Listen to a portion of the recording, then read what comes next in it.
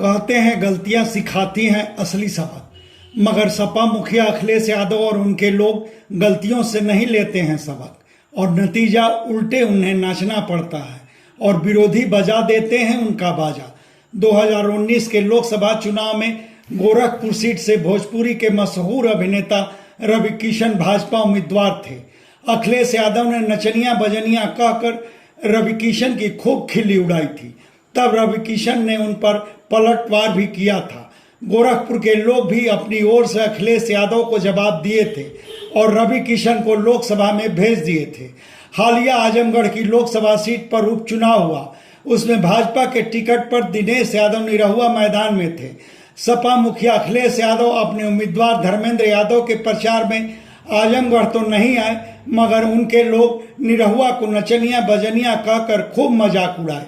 बल्कि प्रचार अभियान के दौरान सपा के सहयोगी भाजपा सुप्रीमो ओम प्रकाश राजभर आजमगढ़ में डेरा डाले रहे और अपने अंदाज में वह निरहुआ पर नचनिया बजनिया कहकर बराबर तंज कसते रहे।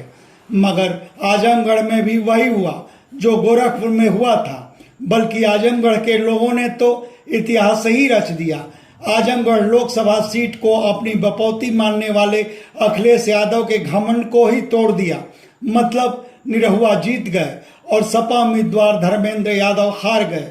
निरहुआ को लेकर लोकसभा में पहुंचने वाले भोजपुरी फिल्मों के अभिनेताओं की संख्या 3 हो गई है। शुरुआत मनोज तिवारी ने की, उसके बाद रवि किशन और अब निरहुआ लोकसभा में पहुंचे हैं। यह भी इत्तेफाक कि वह तीनों जन भाजपा के टिकट पर ही लोकसभा में पहुंचे हैं और यह भी कि इन तीनों जनों को दूसरे प्रयास में यह कामयाबी मिली। मनोज तिवारी पहली बार 2009 में सपा के टिकट पर गोरखपुर से चुनाव हारे थे। फिर मनोज तिवारी भाजपा में शामिल हुए और लोकसभा की दिल्ली की उत्तर पूर्व सीट से 2014 तथा 2019 में जीत दर्ज कराए। उधर रवि किशन पहली बार 2014 के लोकसभा चुनाव में जौनपुर से कांग्रेस से लड़े और हारे। फिर भाजपा में शामिल हुए और 2019 में गोरखपुर सांसद चुने गए। इसी तरह अपने साथ आए निरहुआ को भाजपा पहली बार 2019 के लोकसभा चुनाव में आजमगढ़ से उतारी। तब सपा बसपा का गठबंधन था। निरहुआ का मुकाबला सपा मुखिया अखिलेश यादव से हुआ और उन्हें हार का स्वाद चखना पड़ा था। अब आजमगढ़ संसदीय सीट के उपचुनाव में जीत दर्ज कराने के बाद निरहुआ बेहद उत्साहित हैं। मीडिया के सवाल पर निरहुआ ने कहा कि अब लोकसभा में पहुंचने की बारी भोजपुरी फिल्मों के अभिनेता पवन सिंह की है। पवन सिंह मूलतः आरा बिहार के रहने वाले हैं, मगर वह कहां से चुनाव लड़ेंगे यह फिलहाल नहीं पता। मगर यह लगभग साफ है कि पवन सिंह भी भाजपा के टिकट पर ही लोकसभा चुनाव लड़ेंगे।